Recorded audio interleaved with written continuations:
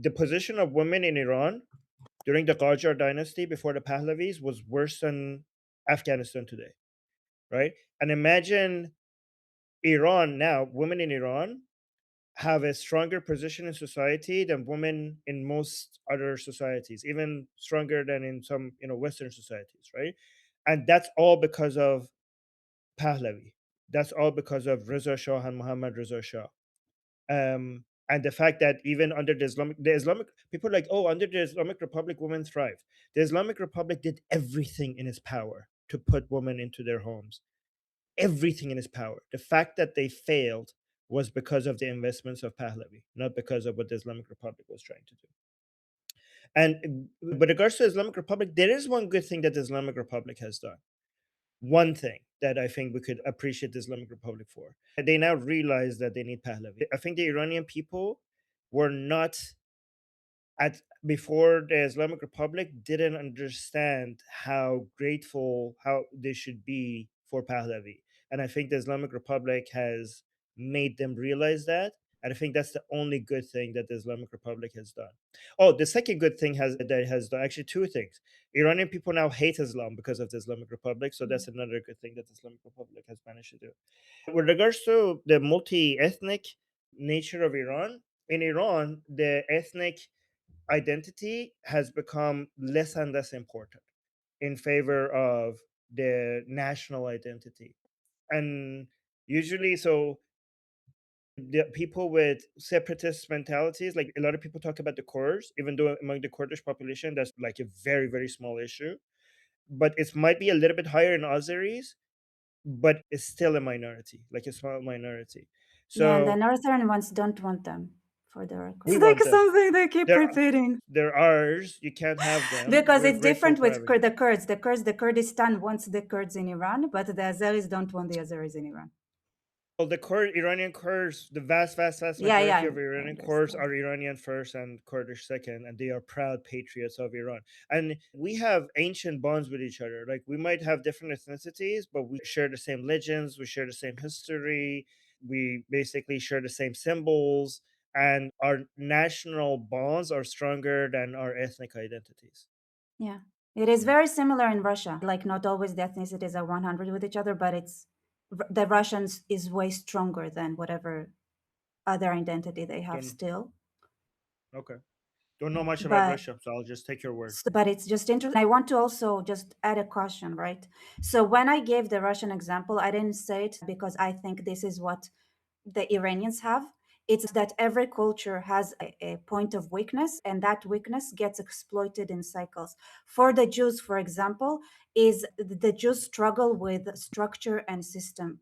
So building like an infrastructure and systematically working and having clear organization, that's something that is the Jewish struggle Okay. that repeats itself. So it could be that in Iran there is something else that could you should be addressed, and All right. it's something to brainstorm on. Just saying. Okay. So that's an interesting point. I think our greatest weakness right now is that we're not armed. But yeah, let's go to other people now. But those are interesting points. Yeah. Thank you, Rebecca. Yeah, Sabina is going next. I wanted to touch upon a lot of issues that were raised, I guess.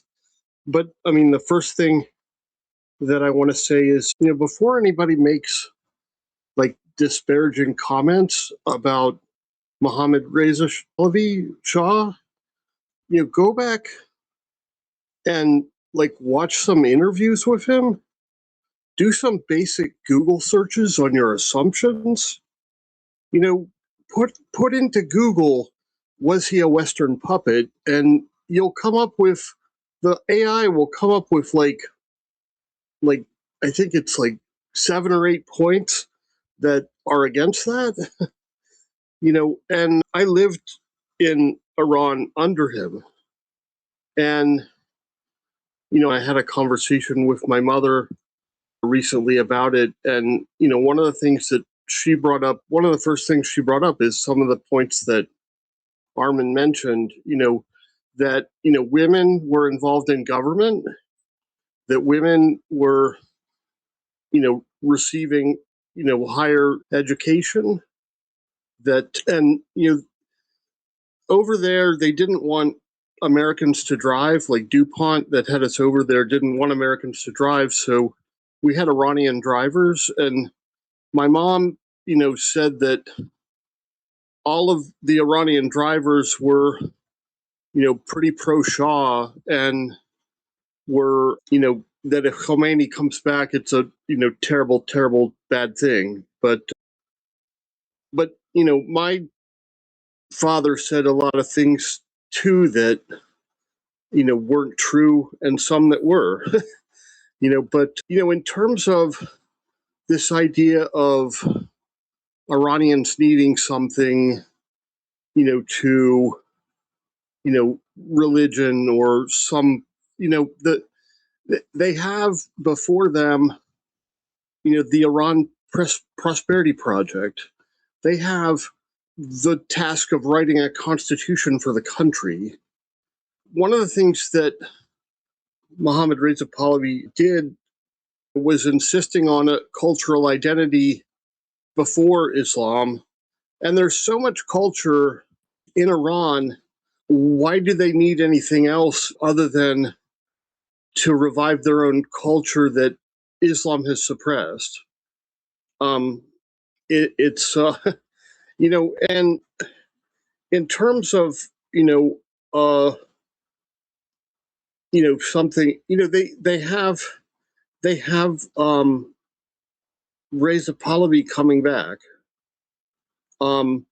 He just gave a news conference in 3 different languages that he handled himself and translated in English for the English speakers when it was in another language. He has brought together experts, and it's the apparatus is in place. And in terms of like PTSD that they might be experiencing, I mean, that's where That's Israel fine. can help. Yeah, but sorry. No, it's okay. What? No, those are good points. All right. That's most of what I All right. wanted to say, I guess. Thank you, Sabina. All right. So, by the way, Danny, I know you're typing in the chat the time limits, but like, feel free to open your mic if we go too far above, 3 minutes. My sound cut off for like half a second there. Did you say feel free to cut people off after 3 minutes? Yep. Yeah. And Okay. then we'll see if we want to continue or not. Yeah. All right. Next on the list is Dajjal. Dajjal.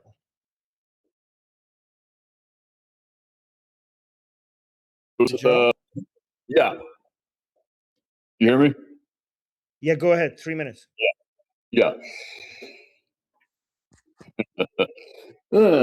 This is interesting. Yeah, Dinkleberry, I got a question for you. Are you a leftist by any chance? No. Dajjal, don't ask anybody any question because it's going to be hard to manage. Just make all your points in 3 minutes, and then if he wants to respond after the 3 minutes, he would respond. But go on, because I don't want to become a pink.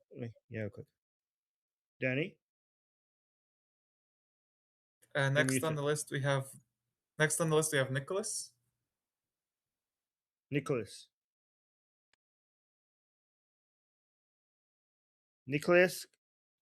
You mentioned about the Savak, right? Yeah. Do you think that the Shah of Iran, at the point in time, he knew everything that was being done by Savak in terms of the... No, he was not. He's not God, obviously, and he said that he seemed to have been somebody who's been trying to, for example, end physical torture everywhere in the country. The fact that he said he's trying, that means that he's not going to be able to stop it everywhere. That means that there are things happening in the country that is not. And I'm pretty sure, given that we know that he was fighting with Savak sometimes, to me suggests that Savak was also doing things that they consider to be important without, like, maybe sometimes without the Shah knowing. Sometimes. Okay, thank you. Yeah. Also, the Shah abolished the Savak at some point because of all that global accusations of human rights violation.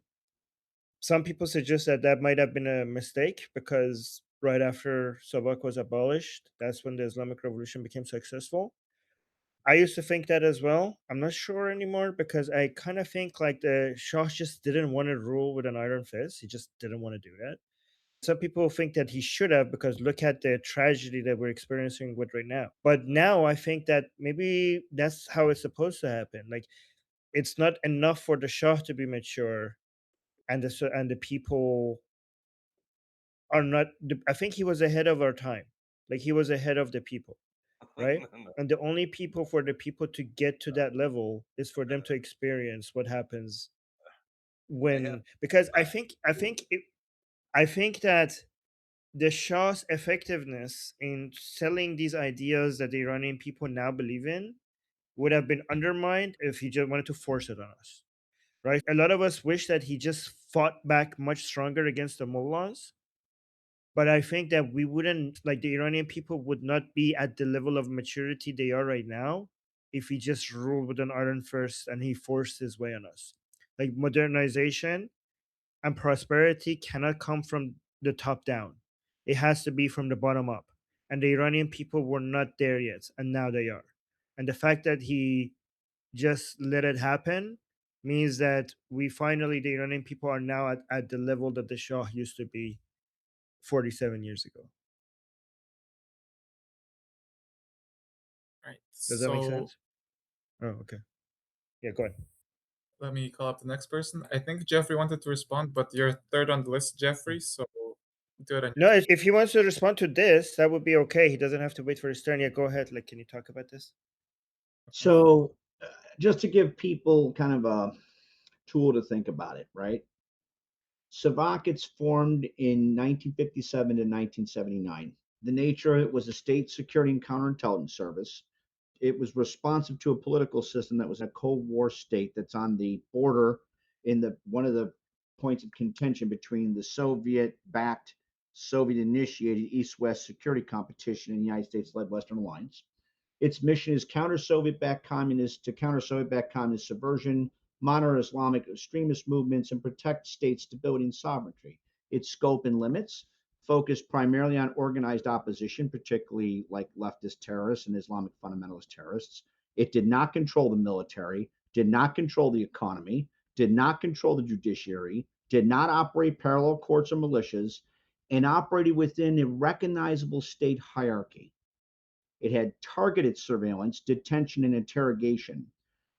Its efforts were instrumental, not ideological. There were no mass executions, no theologically based legal system. They're dissolved in 1979. When they're dissolved, the mullahs butcher a whole host of people who were part of Savak. Let's take a look at what replaced it. IRGC thugs that masquerade as intelligence. The nature of its ideological intelligence apparatus combined with paramilitary power. See the Besiege Brigade as Exhibit A and all the horrible shit they've done. You know, if you want to take Netta Aga Sultan, I mean, you could just, I'm sure Armin could just rattle them off like that. The political system is a theocratic revolutionary state, which means now it's a theological despotism. The mission is to preserve a clerical rule and revolutionary ideology, so it isn't defense. Export revolution abroad, which is why you have elements of the IRGC doing things like supporting Hezbollah and all these other fuckers. Suppress all dissent, political, cultural, religious, regardless of the threat they pose. Its scope and power is it controls intelligence services, militias, courts, and prisons. It operates parallel to and indeed above the formal state, much like Putin's criminalized counterintelligence state or the Soviet Union, right? It dominates large sectors of the national economy and directly sustains proxy terror networks. See the aforementioned Hezbollah. What's its profile, its operational profile? Systemic torture, including white torture, mass arrests and executions, criminalization of religious offenses, and apostasy and blasphemy, mostly by killing people, collective punishment of entire families, and public terror used as a deliberate policy. So, why did I go through all of that? One of the lines of effort pushed by the Red Green Alliance, which is very much the contemporized version of the Red Black Alliance that served to undermine the Shah, is to try and engage in this bullshit moral flattening and or a false moral equivalency between Savak and what exists today. There is no fucking comparison whatsoever, goddamn ever, not in any way, shape, or form. And one of the operational motives underpinning that is to try and fragment the support of the brave Iranian protesters right now in the hopes of trying to survive that regime survives. I promise you, that regime is dead no matter what these fuckers do. Hila wanted Awesome. to say something short, and also I think Eric Davis. Yeah, so- guys, the list is very long, so try to, if you're adding a point, make it very, very short. I want to say that any force that is like Mossad, Shabak, all this, whatever, they all make mistakes. Sometimes they use unnecessary force to people that don't deserve it. And it's just because stuff are complicated and not always right or wrong. Some cases just are sad and tragic, but it doesn't have to be an example for everything, even if you find extreme examples, and you will always find. So that's it. Can I go? Great point. Go ahead. Hey, as far as I'm concerned on this issue of Savak, secret police stuff, number one, kind of keep in mind, like in Egypt, al-Sisini fighting against the Muslim Brotherhood. You got the Saudis fighting against the Muslim Brotherhood. All of these people are nothing. They all operate these nasty ass secret police forces. They go out there, and basically, I don't care what it takes to take them down. If we have to bring Savak back, then bring Savak back. We have got to take these people down. They have got to go. Not only see what I really see and love about you guys in Iran, you're the spearhead. I am not anti-Muslim or whatever. I am just this anti-man of fire ruling people of clay. These people have no authority, none. I mean, and even Muslims don't like them. Look at what they did to al-Baghdadi and stuff. The nice thing about Muslims, I finally realized there is a point where even they can't take it anymore. You guys are the spearhead of just reforming Islam. I'm not here really to destroy Islam. I would settle for fixing Islam, and it can be. Oh, Eric, we're not trying to reform Islam. The Iranian people are, the vast majority of the Iranian people I talk to are trying to destroy Islam and everything that even remotely resembles Islam. Yep, that's a whole other conversation, and we're already at 9 minutes. I So just, Right. I'm not saying you're destroying Islam. I'm just saying that we have got to end this mullah rule stuff. They're trying to bring it in America. They're bringing it in Europe. They come into my country, and it's gonna change. Yeah. Okay. All right. So, but Danny, I know this is just. Let me just quickly say this, especially after the amount of massacre that we said. Like, I'm telling you that Iranian people are not just done with the Islamic Republic. A lot of them are done with Islam, and also the biggest problem Savak is going to have is that it's not going to know what to do with the volume of applications it's going to get after the Islamic Republic falls, because there's going to be so many Iranians who want to become Savak members so that they go after the remaining Islamists and mullahs and IRGC members. So I think that's going to be the greatest challenge for Savak. Too many applications to join. But yeah, let's go. All right. Giovanna is up next.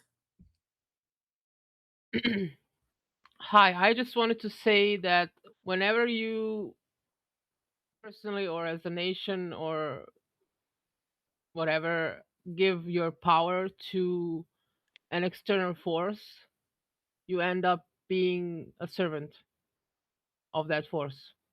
No matter what kind of ideology it's supposed to represent, and it may seem all shiny and new, but it's usually it just topples down, and historically all systems failed.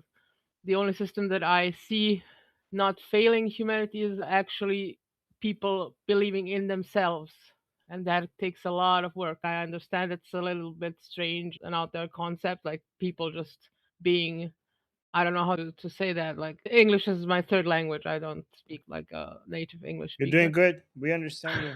The whole idea that I personally represent is that all systems are eventually doomed to fail because they concentrate power in small circles, and centralized power is basically the rule of a few people over the majority.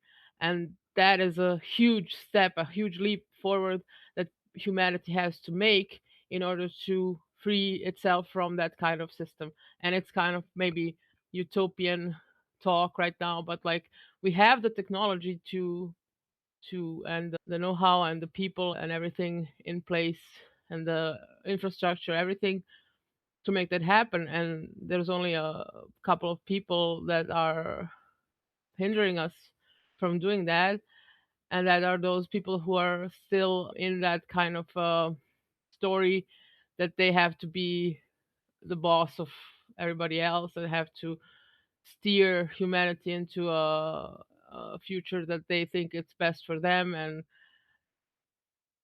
it's just a mess. And this is a start of something that I personally see it as a start of something that nobody knows where it's going to end, because it's a new story that is being written. And the rejection of Islam and other religions is a stepping stone towards actually humanity believing in itself for once. That's all I wanted to say. Yeah. Jeffrey wanted All to right, say something quickly. no. Can I first respond to that? Because, like, before Jeffrey, first of all systems don't fail. Many systems have been proven to make people's lives better. Right? There are many systems that we could empirically show that have been very, very successful. And I do believe that individualism is good to a certain extent, like believing in yourself. But humans are social animals, and beyond individual identity we have also collective identity. Humans live in, like, our DNA requires us to live in tribes, and we are fulfilled when we have a group identity. And group identities are important for our survival, and group identities are also important for our mental health. You cannot just rely on yourself as an individual. Humans are the most social animals out there. They rely on each other. So we cannot just believe in ourselves. We also have to believe in each other. We also have to believe in the groups that we are in. Too much centralization of power is a thing that we have to address, but too little centralization of power is also an issue, because any system requires management, any system requires leadership.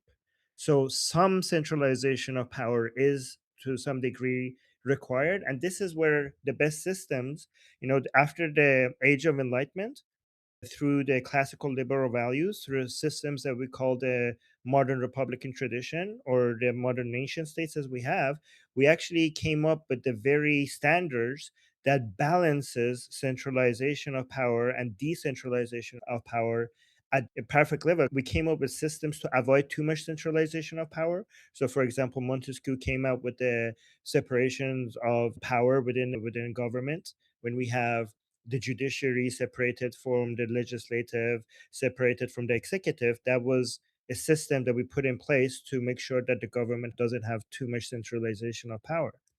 Adam Smith, Wealth of Nations, capitalism, free trade, all of that managed to come up with economic systems that doesn't have too much centralization of economic power, right? So these are systems that we could show. I mean, you say like, oh, these systems have always failed. I mean, if you look at empirical data, humanity has been improving in the past 150 years. We have been improving by every single metric: our health, our education, our access to clean water, our access to each other. Just 200 years ago, every mother would have to bury half of their children before they reach age 5. Now a mother cannot even imagine that happening to them. Average people today in the poorest countries are living higher quality lives than Marie Antoinette, right? Which was the richest woman at her time. This is amazing progress, and it's only because of the systems that came out of the age of enlightenment from Western Europe. So these systems are working, they're making our lives better, and everything shows that it's continuing to improve.